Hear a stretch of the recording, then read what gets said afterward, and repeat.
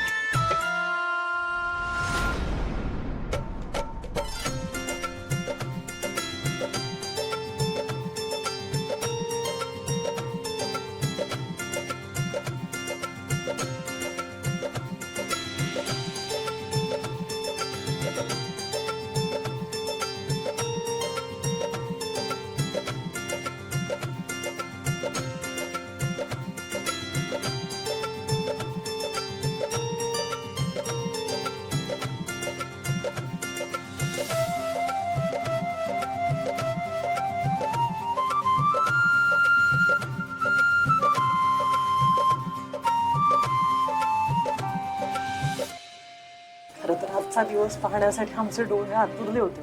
आत्ता इथे बाई आजी असते ना तर त्यांना सुद्धा खूप आनंद झाला असता।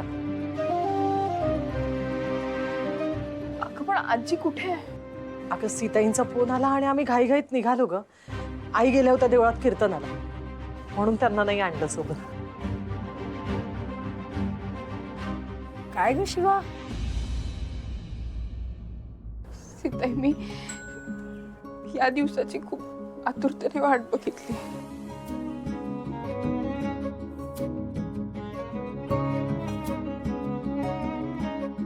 आणि मी खूप उशीर केला। असं नका बोलू। मी असंच आहे ग, खरंच खूप उशीर केला मी सगळ्या गोष्टींना। शिवाय काय असतं ना, आम्ही सासवा मुलाच्या लग्नाच्या आधीच ठरवून टाकतो आपली सून कशी असायला हवी, अशी असायला हवी, तशी असायला हवी। मी तेच केलं। माझ्या मनात माझ्या सुनेची एक अशी प्रतिमा पक्की होती। मला वाटायचं माझी सून लक्ष्मीसारखी असेल,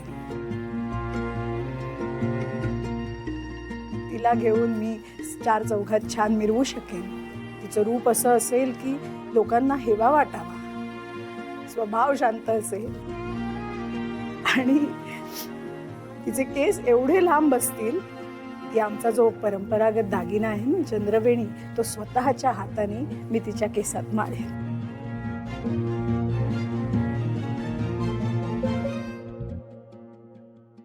पण ज्या परिस्थितीत तुझं आणि आशूचं लग्न झालं त्या सगळ्याचा मला रागच आला, मला पटलंच नाही ते। शिवासारखी मुलगी माझी सून होऊ शकते हे मला सहनच झालं नाही, कारण त्या प्रतिमेत बसणारी ती नव्हती ना। पण कदाचित नियतीनेच तुम्हा दोघांची जोडी आधीच ठरवली होती।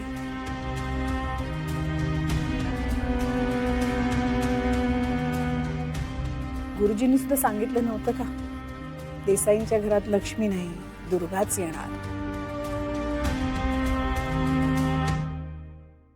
शिवा, मला वाटायचं तू एक मारामारी करणारी, गुंडगिरी करणारी, वाटेल तसं बोलणारी, अशी वेगळ्याच दुनियेत वाढलेली एक मुलगी आहेस। झी5 ॲप डाउनलोड करा आणि पहा सर्व एपिसोड्स एकदम फ्री।